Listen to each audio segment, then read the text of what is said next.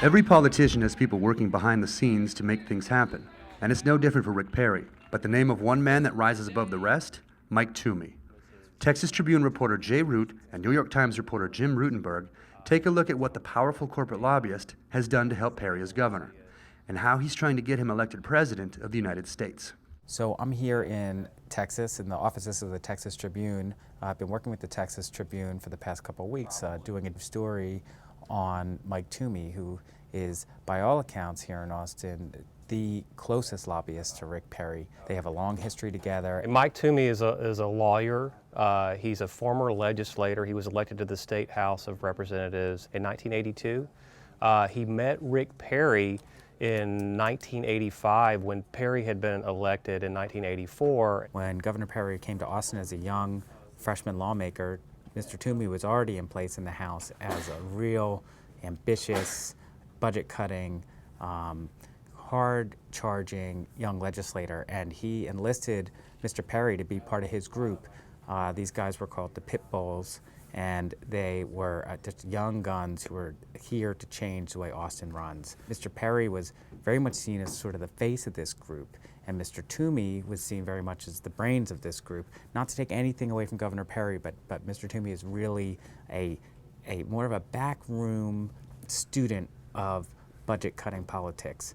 Mr. Perry was a kind of thoroughbred politician, so it was a good matchup. One of the reasons why we're interested in Mike Toomey is because Toomey and Perry are not only good friends, but Toomey is sort of sits at the intersection of big money, the special interest lobby, and politics. And he's been a relentless advocate for Rick Perry and for the Republicans in the Texas legislature, and he's done everything that he can, which is considerable, to raise money and to get Republicans elected.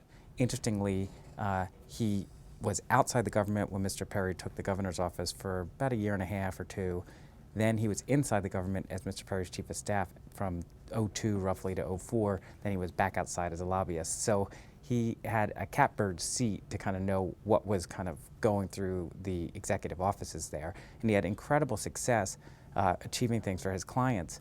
Most notably, he was a lobbyist for Merck at a time when Governor Perry mandated that sixth grade girls get an HPV vaccine that's created by Merck.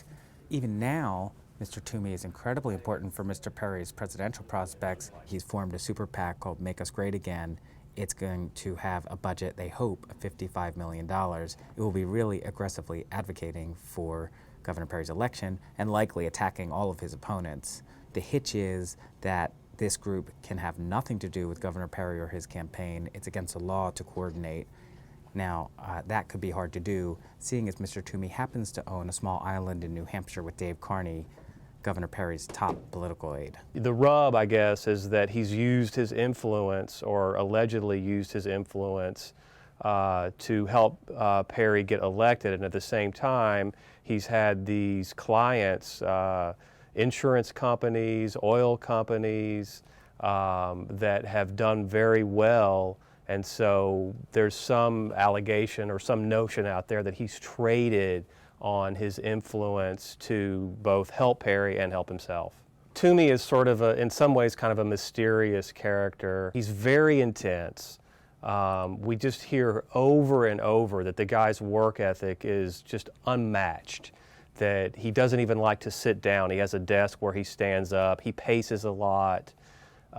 So he's an interesting character. There has been a little bit of a kind of a circle the wagons aspect to trying to find out about the relationship between Perry and Toomey. And I think what you'll hear the Perry campaign say is that the reason that we're not getting more information about their personal relationship is because it's exaggerated. And then other people say, well, no, it's not. They are very close. And it's hard to tell exactly where Toomey's private interest as a lobbyist ends and his advocacy for Perry, his buddy, and somebody who has helped him in his lobby career, where that all meshes together.